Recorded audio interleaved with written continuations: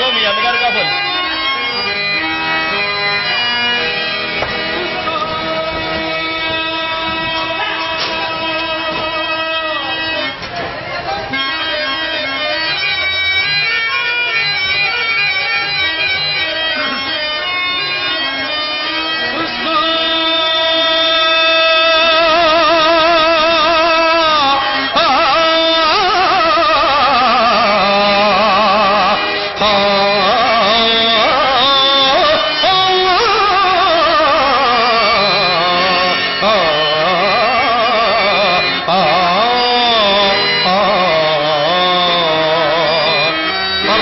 శంతను పుత్రుపై విదురుపై అక్రూరుపై కుబ్జపై నరుపై ద్రౌపదిపై కుచేలునిపై నందౌరజశ్రేణిపై పరగంగల్గు భవత్కృపారసము నాపై కొంతరానిమ్ము భవత్కృపారసము నాపై కొంతరానిమ్ము నీ చరణాబ్జంబులు నమ్మినాను జగదీశ కృష్ణ భక్త ప్రియ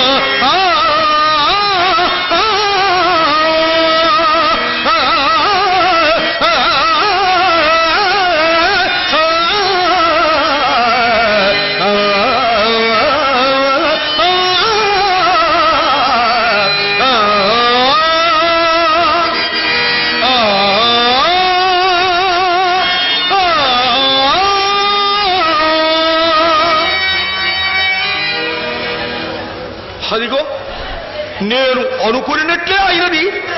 గుడిలోని బొమ్మలలాగున ఇరుగురును కూర్చుండి అప్పుడే పురాణ పఠనము ప్రారంభించినారు. అప్పుడే అన్నయ్య అమ్మా ఇప్పుడే ప్రారంభించినాము. అలాగే. ఎన్నో పద్యలు కాలేదు. ఇదిగో మీ ఆసనము. మిత్రమా సుఖాచేడుకము.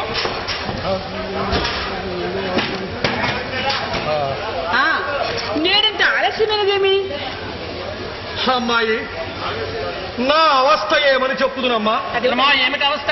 పైన బట్ట వేసుకొని నడవలోనికి వచ్చేసరికి పడమటింటిలో నుండి పడిపోయినట్లు మీ వదిన సుసుక్కునకు వినదమ్మా. అయినను వెనుక తుమ్ము ముందునకు మంచిదందురు కదా అని మనసును సరిపెట్టుకొని వీధి గుమ్మములోనికి వచ్చేసరికి పిల్లి ఎదురైనది. అయ్యయ్యో ఆ పాటున ఇంటిలోనికి పోయి మీ వదినను రెండు తిట్టి పైబట్ట దండెమున వేసి రవ్వంతసేపు చాప మీద చతికిలబడి మరల ప్రయాణమై వీధి గుమ్మములోనికి వచ్చింది కదా. మరల మరి ఒక దుశ్శకునమా ఏమి? మరేమి నమ్మి నాంచారమ్మా. క్రొత్తకుండా చేత ముచ్చుకుని చక్క వచ్చినది. నాకు ఎక్కడ లేని కోపము వచ్చినది. కానీ అంతలో రెండు దుశ్శకునములు ఒక సుశకునముతో సమానము అన్నమాట జ్ఞప్తికి వచ్చి హరినామస్మరణ చేసి కొనుచు చక్కా వచ్చింది. మంచి పనే చేశావు మిత్ర. దుశ్శకున ఫలము ఊరకపోవునా ఏటి కడకు వచ్చేసరికి నావవాడు మాయమైనాడు. అయ్యయ్యో మిత్రమా, మీ నాయన గారు పట్టణమంతయు విడిచి ఈ ఏటియేమని కాపురము ఎందులకు పెట్టినారో గాని ప్రతిదినము వచ్చి పోవు మా వంటి వాండ్రకు బహు కష్టముగా ఉన్నదయ్యా. మీకు కష్టముగా ఉన్నను మాకిచ్చట చాలా ఇష్టముగా ఉన్నదయ్యా. అంతా గొంతు బ్రద్దలగునట్లు అరవగా అరవగా ఆ పడవ రాముడే గీవుడు పడవవాడు ఏ కళ్ళు పాకలో నుండి ఊడిపడి ఈవల పడవేసినాడు. అదృష్టవంతుడివే. ఏమి లాభము? దాని తల్లి బొడ్డు బ్రొక్కిన దుశ్శగుణ ఫలము దయ్యము వలె మరణ ఇచ్చట ప్రత్యక్షమైనది. ఇచ్చట అదెట్లు? ఎట్లేమిటి? వినవలసిన పురాణము కొంత వికలమైపోయినది కదా. లేదు మిత్రమా, ఇంకా నువ్వు నిన్నటి పతివ్రతాధర్మ ఘట్టములోనే ఉన్నావు. పవిమించిపోవుచున్నందులకేనయ్యా నేను ఇంత వ్యాకుల పడుతున్నది.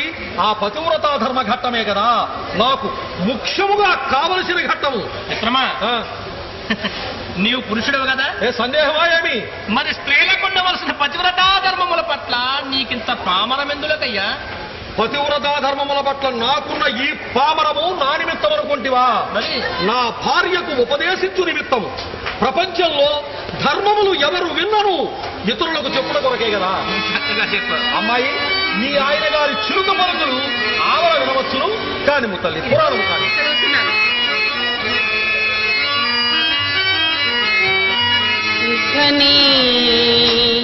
అధనుడు రూపసి యొప్పని వాడు వివేకి మూఢ భావుండు అరోగుండను కటరోగుండనుక అందన పది పాటింపవలయు కామధ్వంసీ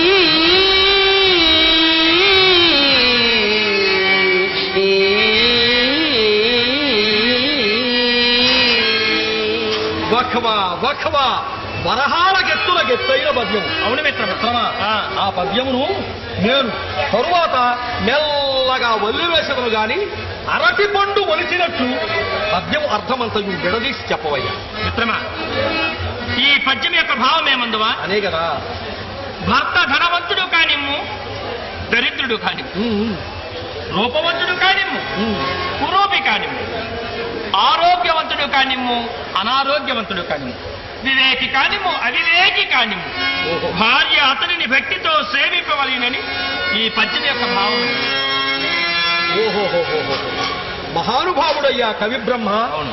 ఏమి పద్యము చెప్పినాడు మిత్రమా? ఏమి పద్యము?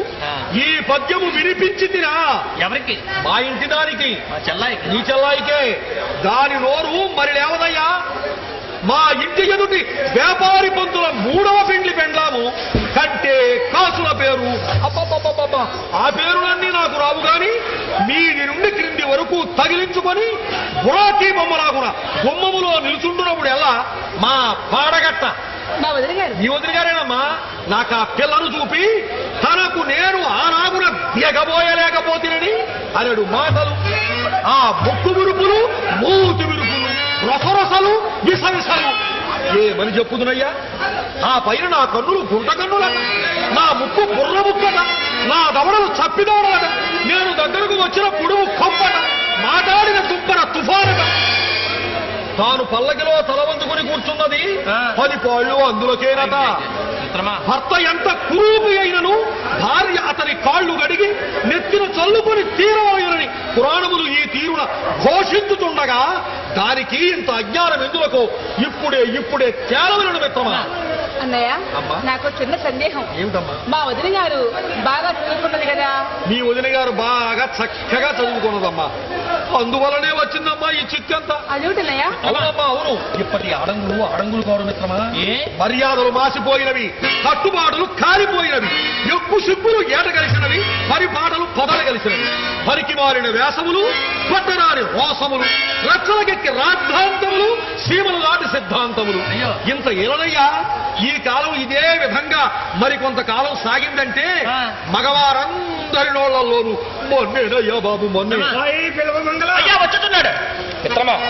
నాయన గారు ఎందులకో స్వయముగా వచ్చి పిలుచుతున్నారు. ఇప్పుడే వచ్చింది. తండ్రి గారి బాగా ఆజ్ఞ వినవలసిందే కదా. ఇదంతా దుశ్శకున మహత్యం. అన్నయ్య, అమ్మా, మామగారు ఎందుకు స్వయంగా వచ్చి పెడుతున్నారు? ఎందులక మన పురాణమును మంటగలుపుటకమ్మా, మంటగలుపుటకు. ఇదంతయు ఇందాకటి నా దుశ్శకున మహాత్మ్యము తల్లి. చెడు శకునము, చెడు కలయుము, చెడు హయము, చెడు శ్రేఖంబు, చెడు పొత్తము, నిజము గతమ చెడుతనము చూపకుండ చందము తృప్త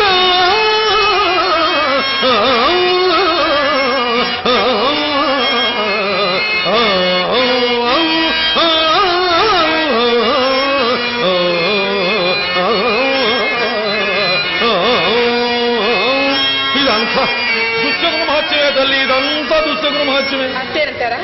అడుగు వస్తున్నా. ఈ పూటకు పురాణం నిలిపివేసి నాకు దుస్తులు తీసింది. ఆ? నేను శీఘ్రముగా కార్యస్థానంకు పోవాలి. ఓయ్ దేవుడా, ప్రొద్దు రాలలేదు, భోజన ఆయాసము ఇంకనూ తీరలేదు, అప్పుడే ఏమి తొందరపడి ఆసనమైనదయ్యా. మరి ఏమీ లేదు మిత్రమా. నాయన గారు నేటి నుండి వ్యాపారమతి నా మీద వైచి తాము విశ్రాంతి గైకొని నిశ్చయించుకున్నారట. అందులకై ముందు ఏదో వర్జం ఉన్నదట. వెంటనే కార్యస్థానంకు రమ్మని ఆజ్ఞాపించినారు. అట్లయినా నీకు కార్యభారం అధికమై ఆయాసం కలిగించలేమో కదా. రాధా, తండ్రి గారికి విశ్రాంతి కల్పించడం కూడా ముఖ్యమే కదా. శీఘ్రముగా పోయిరం. అట్లది నీకు దుస్తులు సిద్ధం చేతును. అట్లే. అన్నయ్య అమ్మా. ఈ పొడుగు నాకు సెలవు ఇప్పించండి. అలాగే వెళ్ళరా తల్లి, వెళ్ళరా అమ్మ. మిత్రమా, మిత్రమా, ఈ మానవ జన్మ ఎన్నో జన్మల పుణ్యఫలమయ్యా. అవును కదా. ఈ మానవ జన్మకు మూలము తల్లిదండ్రులు మిత్రమ. అవునవును. జన్మకారకులైన తల్లిదండ్రులకు సేవ చేయక ఎన్ని పూజలు చేసినా ఎన్ని దానాలు చేసినా వ్యర్థమేనయ్యా. అవును, వ్యర్థమే. మాతృదేవోభవ, పితృదేవోభవ, ఆచార్య దేవోభవ అంటూ మొదట తల్లిని, ఆ తరువాత తండ్రిని, ఆ పైన గురువును ప్రత్యక్ష దైవములుగా ఉపనిషత్తులు చెప్తున్నారు. అవును కదా. కావున ధర్మవ్యాధ శ్రవణ కుమారుల చరిత్రలను ఆదర్శముగా తీసుకొని తల్లిదండ్రులను సేవించిన వాడే ఉత్తమ పుత్రుడు. అవును మిత్రమా. వాడే వంశోద్ధారకుడు. అవును మిత్రమా, అవును. ప్రాయము వచ్చినంత మిత్రమా, ప్రాయము వచ్చినంత గృహభారము మూపునదాల్చి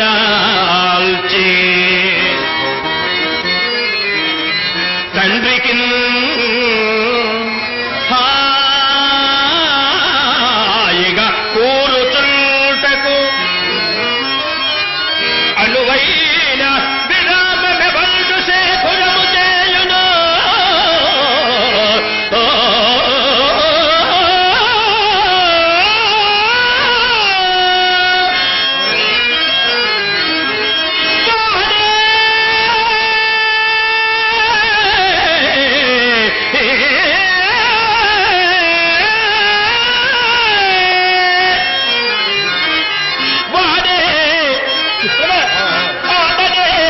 పుత్రుడని చెప్పక చెల్లును. చక్కగా చెప్పావయ్యా, చక్కగా. వార్ధక్యం పునలు స్వీయతనూభవ ప్రగతి చేత సఫల్యలుగాంచు ఆతడే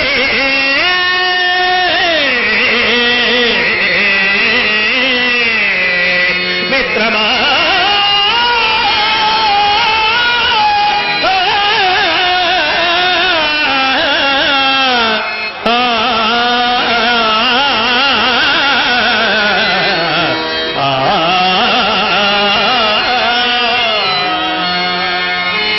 ఓహోహో, ఏం చక్కగా చెప్పావు మిత్రమా, ఏం చక్కగా చెప్పావయ్యా. పుత్రధర్మాన్ని చక్కగా చెప్పావు మిత్రమా. అట్లయిన మిత్రమా, నేను నా చిన్ననాడే మా నాయన గారికి కావలసినంత విశ్రాంతి ఎంత కలిగించిన అదృష్టవంతుడు అయ్యా. ఆయన పొడుము కుండ్లు పగులగొట్టి స్వయముగా పొడుము చేసుకొనవలసిన అవస్థ నివారించినాను. మిత్రమా, కొల్లాయి గుడ్డలు గోచుల క్రింద చించుకొని పూట పూటకు ఆ గుడ్డలను పులిమి కొనవలసిన శ్రమ తొలగించినాను. పంచాంగములు చించి గాలిపటములు గట్టి ప్రతి వారికి ముహూర్తములు పెట్టవలసిన బాధ తప్పించినానయ్యా. సత్పుత్రుడు ఉండవలసిన లక్షణములు ఇవి కాదయ్యా. మిత్రమా, మన ఈ మాటలకేమిలే గాని గలగలందిని మరిగి మిత్రమా, గలగలందిని మరిగి దుర్వికుడు తనదు ధర్మపత్రిని రోయు విధంబుగాను సంతదంబును వ్యాపార చింతదగిలి. నీవు సంతదంబును వ్యాపార చింతదగిలి మన పురాణ ప్రమేయమే మరచలేమో.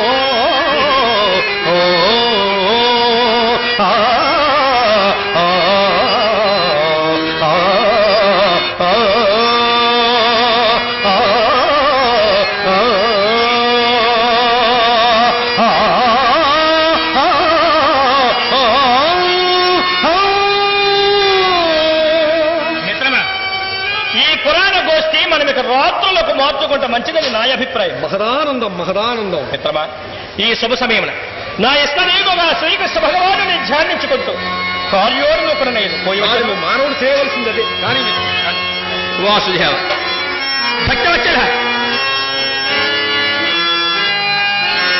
హరే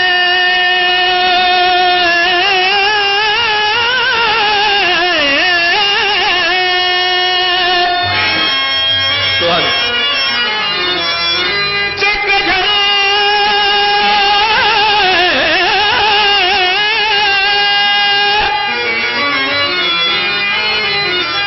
శుభకరే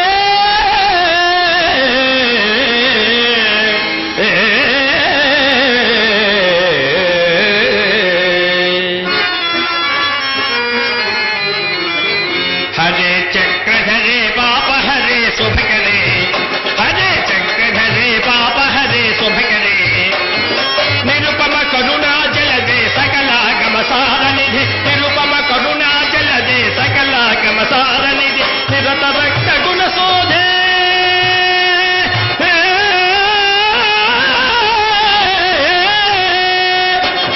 నిరత భక్త గుణ శోధే జయ మోక్ష ప్రసాదే చక్రధరే పాప హరే శుభకరే హరే చక్రధరే పాప హరే శుభకరే స్వామి కృష్ణయ్య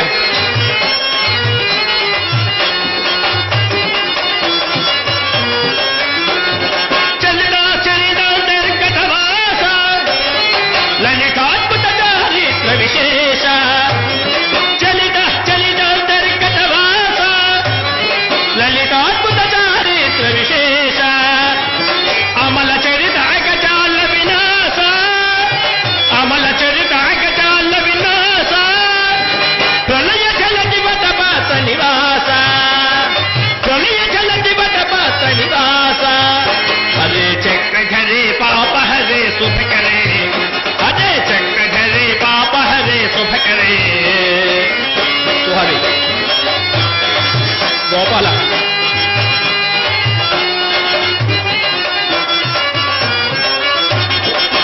తపోజ్ఞానగానలోల ప్రభో నిత్య సత్యబాల తపోజ్ఞానగానలోల ప్రభో నిత్య సత్యబాల అపార జీవనాధార స్వామి అపార జీవనాధార యుగ యుగ వివిధావతార యుగ యుగ వివిధావతార హరే చక్రధరే పాప హరే శుభకరే హరే చక్రధరే పాప హరే శుభకరే